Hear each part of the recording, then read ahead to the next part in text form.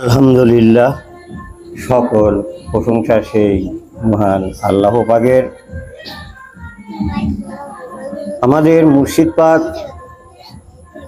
তিনি যে কর্মটি রেখেছেন এই মানব জাতির উদ্দেশ্যে, আমাদের উদ্দেশ্যে, অনুসারীদের উদ্দেশ্যে, প্রতি মাসে পূর্ণিমায় একত্রিত হয়ে এই দরবারে এলাহি, দরবারে বেলায়েত,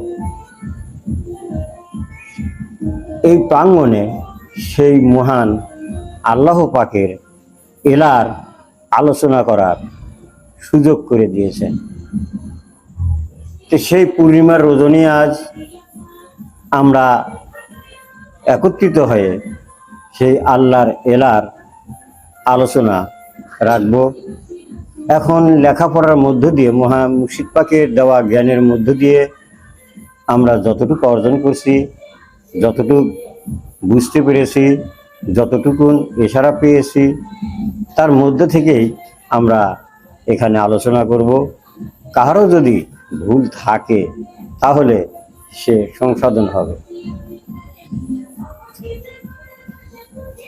আজ যে বিষয়টি চলছে তাহা অত্যন্ত দুঃখজনক। এক একজন এক একটা নাম নিয়েই বাহাদুরি করছে। তোমরা দেখো, অতীতে বিশ্বনবী যিনি বলে উঠেছিলেন যে আমি সেই নূর অর্জনকারী মোহাম্মদী নূর, তিনি হলেন আরবের বুকে আবদুল্লাহর বেটা মোহাম্মদ। তিনি সেই মোহাম্মদী নূরকে হাসিল করেছিলেন। আমাদের মুর্শিদ পাকের এখানে একটি কথা আছে যে, বা হাদিস মাওলানারা মৌখিকও বলে থাকেন যে উনি হলেন সর্বশেষ নবী। ওনার পূর্বে অনেক নবীগণ আসছে গেছে, কিন্তু কলেমা রাখলেও এই বিশ্ব নবী যে বিষয়টি প্রত্যেক মানুষের সামনে লিখে রাখছেন সেটি হলো মুহাম্মদ, নামের পূর্বে মুহাম্মদ। দেখুন, বিশ্বনবী ওফাতের পর থেকে অদ্য অবধি আজ পর্যন্ত সবাই আমরা নামের পূর্বে মুহাম্মদকে লিখি। তাহলে কি আমরা মুহাম্মদ হয়ে গেছি? সেই নূর হয়, নূর অর্জনকৃত সেই নূরে মুহাম্মদ হয়েছি? যদি আমরা এই ধারণাটা করি তাহলে আমাদের ভুল ধারণা হবে। নূর তো সেই আবদুল্লাহর বেটা মুহাম্মদই অর্জন করেছিল, সেখানেই সে নূর অবতীর্ণ হয়ে অবতার হয়ে অবতারই ঘটাইছিল। সে জিনিসটি নিয়ে দ্বিতীয় আর কেউ কথা বলতে পারবে না যে আমি সেই মুহাম্মদী নূর হাসিল করেছি।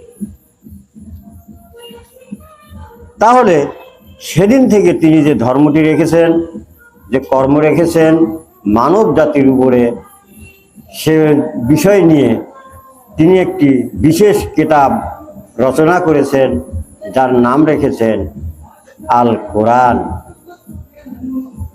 এই কোরআনের অপর একটি নাম আছে, সেটি হলো ফুরকান শরীফ, সকল কিছু ফয়সালাকারী।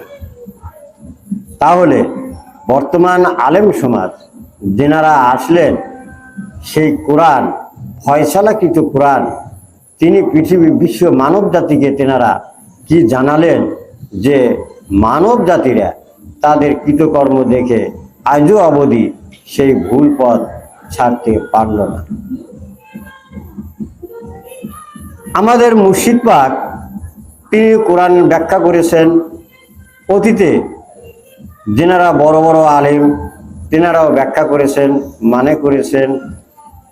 আমাদের মুর্শিদ পাক যে মানেটি করেছেন তাহা হাকিকত দ্বারা, মারফত দ্বারা তিনি ব্যাখ্যা করে মানুষকে বুঝিয়েছে।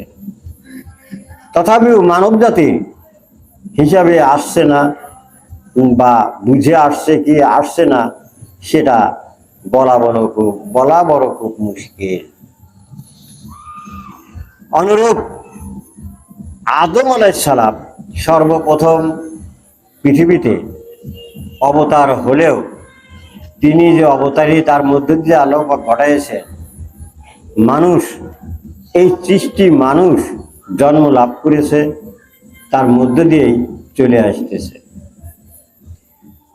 ঠিক বিশ্বনবী যাওয়ার পর 1400 বছর বা তারও বেশি হবে, তারপরে আমাদের সেই মুর্শিদ পাক তিনি দাবি করে বসলেন যে আমি সেই বেলায়েত, আমি সেই বেলায়েত কথা বলছি, সেই আহাদ নূরি কথা বলছি, আমি সেই আদম জাতি, আদম জাতের জাত হয়ে কথা বলছি।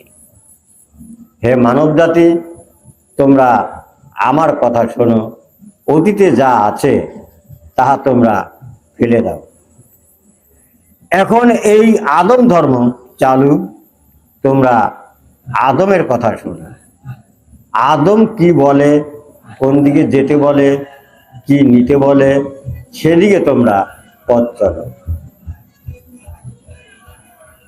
এই আহাদ নূরি প্রকাশ হওয়ার পরেও আমরা কখনোই মেনে নিতে পারছি না। যদিও কিছু সংখ্যক লোক মেনে নেয়, তিনি ওফাত হওয়ার পরে তিনারাও দেখা যায় যে টাল ঘোরানোর মতো, টাল কানার মতন ঘুরে বেড়াচ্ছে, এটা দাবি করতেছেন ও ওটা দাবি করতেছেন। একটু আগেও আমাদের মুর্শিদ পাকের একটি বর্ণনা শুনলাম যে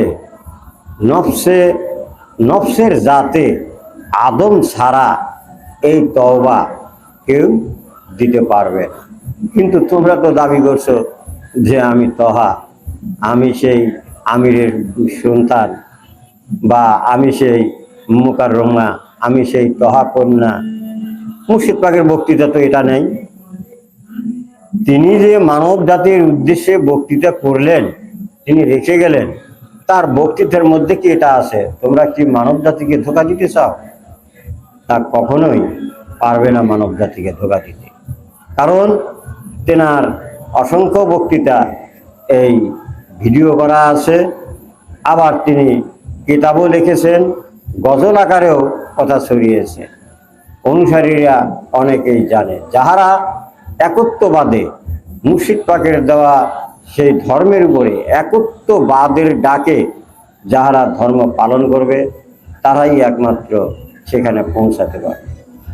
এখন টাকা নিয়ে ভেজাল, ও আমার কথা শুনলো না, ও এটা শুনলো না, ও ওটা শোনে না, আমার কথা শুনলো না, এটা তো মুর্শিদ পাক করতে বলে নাই। এটা করে তো আমার জীবন মুক্তি পাবে না। তাহলে আমার জীবন যেটা করে মুক্তি পাবে, আমাকে সেটা করতে হবে। এই যে আমরা ধর্ম নিয়ে অনেক কটাক্ষ, অনেক বাক্য বলে থাকি, ধর্মকে যদি বুঝতে যাওয়া যায়, ধর্ম একটি গুন্ডি, সীমানা করে দেওয়া আছে, বৃত্ত করে দেওয়া আছে যে এর বাহিরে তোমরা কেউ যাবে না। আমাদের বিশ্বনবী যখন এই ধর্ম দিয়েছেন, তখন মানব জাতিকে বলছেন তোমরা কত দূর যেতে পারবা। সে যাওয়ার দূরত্ব কিন্তু তিনি দেখাইছেন। যে নামটি তিনি পৃথিবী মানব জাতির কাছে রেখেছেন, সে নামটি হলো মুমিন, মুত্তাকিন, মুসলমান। তোমরা মুসলমান না হয়ে কবরে এসো। তাহলে তিনি কি বলছেন যে তোমরা মোহাম্মদী নূর ধরো, মোহাম্মদ হও? ঠিক এরকমই আমাদের মুর্শিদ পাকও তিনিও মানব জাতির উদ্দেশ্যে যে বক্তৃতাটি রাখছেন, সেটি হলো তোমরা নফসের জাতে আদম হও। কখনোই আহাদ নূরি হতে পারবে না, কখনোই এলার সেই আল্লাহর নূরে নূরে নূর হতে পারবে না। আল্লাহর নূর যে ছিল, আল্লাহকে আল্লাহ পাক যাকে তার ফুৎকারের আত্মা দিয়ে নূর দিয়ে নাম রেখেছিল, সেটির নাম, তার নাম ছিল হলো আদম। আমরা সেই দাবি করতে পারবো না, তার কারণ তিনি ঘোষণা দিয়েই বলে দিয়েছেন যে আদম হলো তোমাদের প্রতিনিধি, খেলাপতি, তোমাদের উপরে নার্সারি করবে এই আদম। আদম দেখা যাচ্ছে যে ঠিকই এই আদম নার্সারি চলে করে আসছে বা করেও যাবে পৃথিবীর শেষ মুহূর্ত পর্যন্ত। এই নার্সারির ভার দায়িত্ব আল্লাহ পাক কাহারও উপরেই অর্পণ করেন নাই। আমাদের বিশ্ব নবী যিনি ছিলেন তেনার উপরেও এই নার্সারির দায়িত্ব দেন নাই। তাহলে পরিষ্কার এর থেকে বোঝা যায় যে আদমকে আদমকে আদমকে বোঝা জানা আমাদের মতো মানুষের সাধ্যে খুবই কঠিন। একমাত্র ওই ব্যক্তি বুঝতে পারবে কিছুটা, যে ব্যক্তি নফসের জাতে আদম বলে দাবি করবে, সেই এই জিনিসটাই বুঝতে পারবে। তার কারণ একটি প্রমাণ দেখেন, হয়তো আমার বাবা ছিল, আমার বাবার থেকে আমি আসছি, তাহলে আমার বাবা কেমন সেটা আমি বুঝি, দোসরা অন্য কেউ বুঝতে পারে না। তার কারণ বাবা আমাকে লালন পালন করছে, মুখের তা খাওয়াইছে, পড়াইছে, আমাকে পথ দেখাইছে, আমাকে চলার জায়গা দেখাইছে, আমাকে উপায় উপার্জনের জায়গা দেখাইছে। আমি আমার বাবাকে চিনি, অন্য কেউ চিনতে পারে না। ঠিক অনুরূপ যে সেই আদমের দিশারি হবে, সেই কেবল এই আদমকে চিনতে জানতে বুঝতে পারবে, দোসরা কাহারই চেনার উপায় নেই। আমাদের মুর্শিদ পাক অতীতে তিনি একটি কথা বলেছেন যে তোমরা যে কোনো একটি আত্ম ধরো। তাহলে এই আত্ম ধরবো, আমি তো আত্ম নিয়ে আসি, তাহলে আমি আত্ম ধরবো, আমাকে আত্ম ধরার উপরে নির্দেশ করা হলো এই মানব জাতিকে। এটি কেমন কেমন এটি এটি এখন বোধগম্যে যেটা বুঝ আসে, সারা দেখা যায় যে মহান আল্লাহ পাক যাদেরকে সৃজনে আনা হয়েছে, যারা সৃজনে এসে পৃথিবীতে এই গুণী মানুষকে ডাক দিচ্ছে, ঠিক তারই একটি আত্মা ধরার কথা তিনি বলেছেন। এখন সে আত্মাটি কেমন হবে সেটি যে ধরবে সে জানতে পারবে, বুঝতে পারবে। এখন ধরতে বললো আর অমনি ধরা যায়, এই ধরাটাও কেমন, এই ধরাটাও কেমন, কেমন করে আমরা ধরবো? ওই আত্মার তো হাত, ওই আত্মার কি হাত পাওয়া আছে যে ধরলাম, এই আত্মা তোকে আমি ধরছি, এখন তুই তোর হাতেই আমি যাব? আত্মকে তো কোনো সময় দেখা যায় না। আত্ম কি দেখা যায়? আজ পর্যন্ত কোনো মানুষ বলতে পারবে যে আত্ম এমন দেখা যায়? তা তো আমার মনে হয় না যে কেউ বলছে যে আত্মকে এমন দেখা যায়। কিন্তু যে এই আত্ম সম্পর্কে জানতে যাবে তাহাকে বেল গায়েবে নিয়ে যেতে হবে। শুধু একটি অনুধাবনই করতে পারবে যে হ্যাঁ একটা কিছু, আমি একটা কিছু, বা আমার সামনে দিয়ে একটা কিছু যাচ্ছে, আমাকে একটা কিছু আবরণ করছে, এটাই সে বুঝতে পারবে। সুরতে আসতে পারবে না। আর সুরতে যখন আসবে তখন এলমে তাসাউফ অর্থাৎ সরার গোপনীয়তা সরা হয়ে যায়। যখন সুরতে আসবে তখন ওই বিষয় সরা হয়ে যায়, তাহা প্রকাশে থাকুক এলমে বাতিনে থাকুক। সরার যেহেতু দুটি অংশ আছে, একটি হলো গোপন, একটি হলো প্রকাশ। এখন আমাদের গোপন প্রকাশ কি, এটি নিজে উপলব্ধি করলেই জানতে বুঝতে পারবে যে এই যে আমি বসে কথা বলছি, আমার গোপনের থেকেই কথা বের হচ্ছে। এই মুখ কখনোই কথা বলতে পারে না। এই বাইরে যে মুখটা আছে, এই মুখ কখনোই কথা বলতে পারে না। তাহলে আমাকে কথা বলাচ্ছে কে আর বলছে কে? এখানে হিসাব কষ মানুষ। আমাকে কথা বলাচ্ছে কে আর বলছে কে? এদিকে মুর্শিদ পাকের কথা ভাষ্য অনুযায়ী বা আমরা পৃথিবীতে শুনি, মহান আল্লাহ পাকের দুনিয়াতে যা আছে তা এই মানব ভাণ্ডে আছে। একটু আগেই তেনার একটা বক্তৃতা জাহান দিছিল মাইকে, শোনা গেল। তাহলে সে বিষয়টি কিভাবে আছে তারা সে সম্পর্কে তিনি অনেক কথা বলছেন, যে তোমার ভিতরে একটি বিষয় বস্তু আছে, সেই বিষয় বস্তুর ভিতরে, সেই সরার ভিতরে নবীদের দিয়ে বুঝ দিয়েছেন, বিশ্ব নবীকে দিয়ে বুঝ দিয়েছেন, সেই ভিতরে সমস্ত নবুয়তরা আছে। নবুয়তী আত্ম বলো, নবুয়তী সত্তা বলো, নবুয়তী জ্যোতি বলো, সবাই আছে। তাহলে তা হয়তো তাহারই একটি ধরতে বলা হয়েছে, কিন্তু সেই নবুয়তী আত্ম কিভাবে ধরব, এটা এখন কার কাছ থেকে সমাধান নেওয়া যাবে? যে নবুয়তী আত্মা মানুষ যে ধরবে, সেটা কিভাবে ধরবে, তাও খুব মুশকিল। আর বর্তমান মানব জাতিকে তিনি বলেছেন যে তোমাদের আর অধিক যেতে হবে, তার কারণ এখন হলো দিনী যুগ, প্রকাশ যুগ, আলোর যুগ। এই দিনী যুগের কথা কোরআনে কারিমের মধ্যেও রয়ে গেছে। তাহলে দিন কি?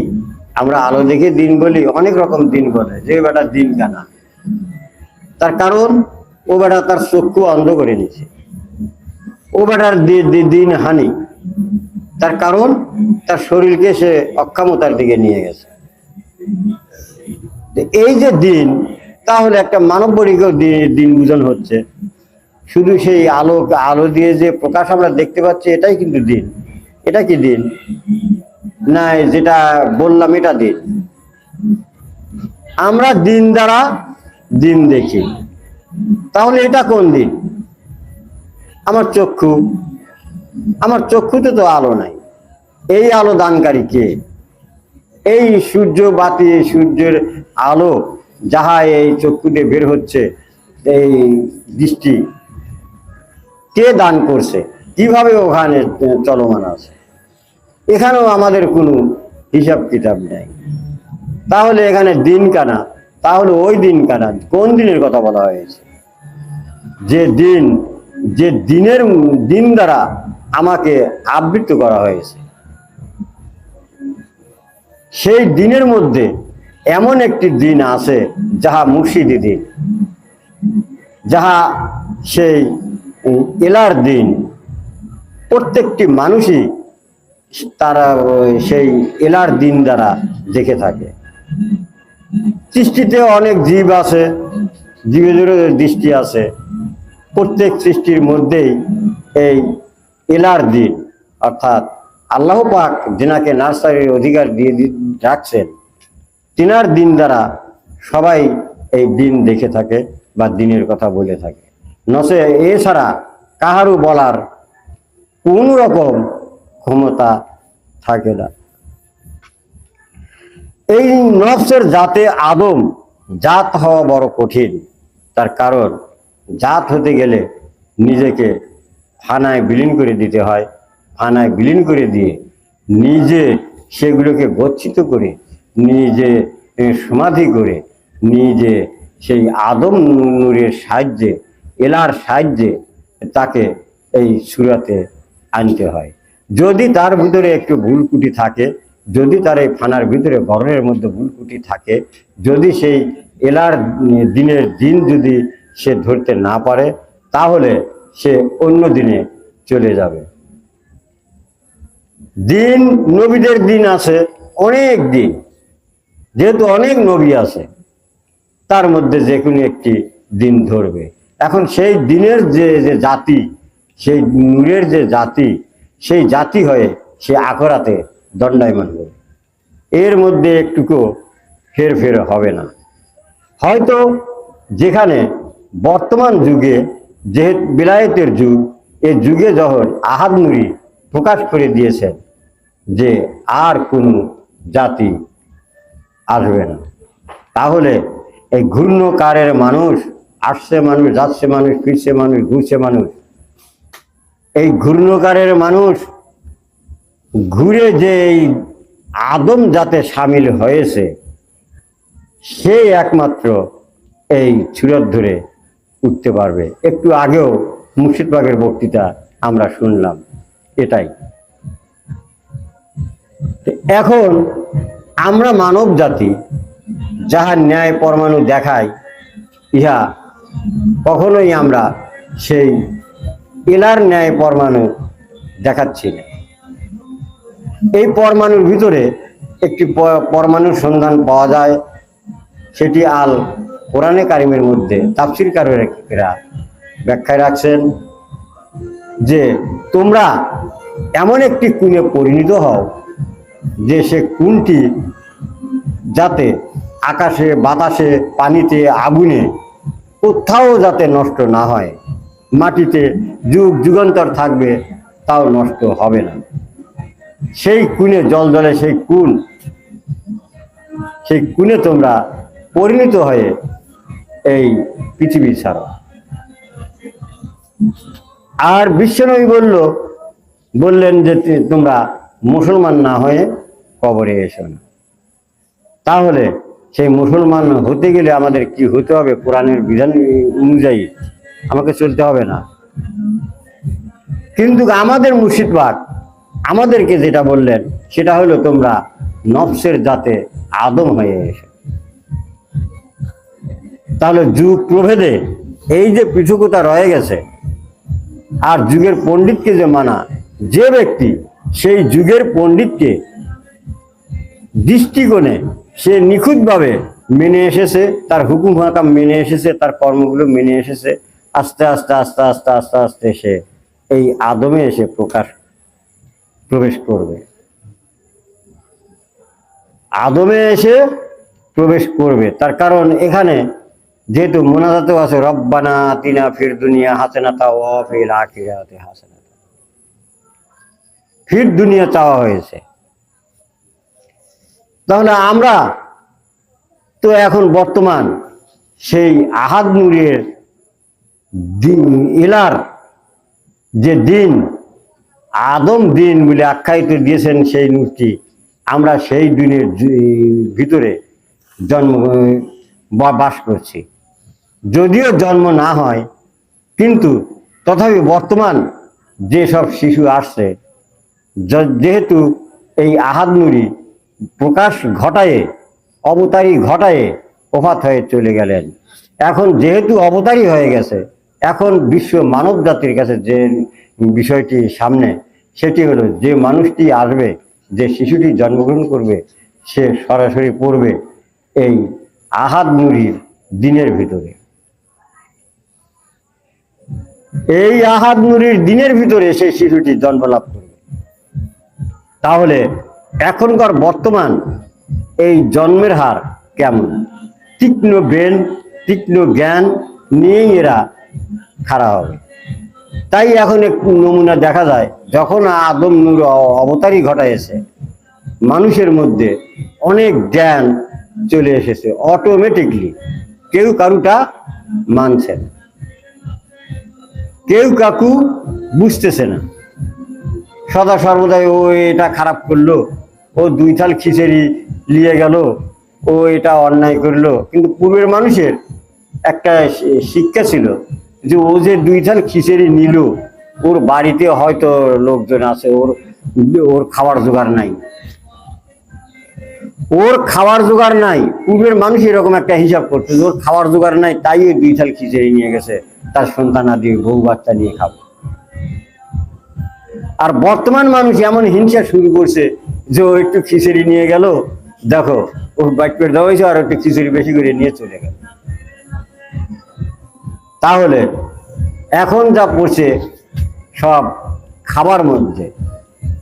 আর মুর্শিদ পাকের বাণীও এটা আছে যে একটা ধর্ম যখন বাতিল হতে যায়, আর একটা ধর্ম যখন নতুন গজায়, তখন ওই সময়কার মানুষগুলো খুবই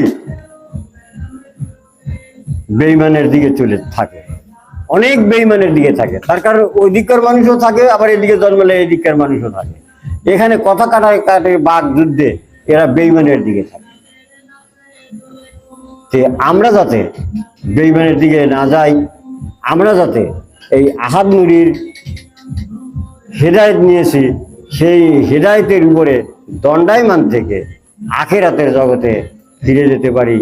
এই বলে আমি আমার সংক্ষিপ্ত বক্তব্য এখানেই সমাপ্তি করছি।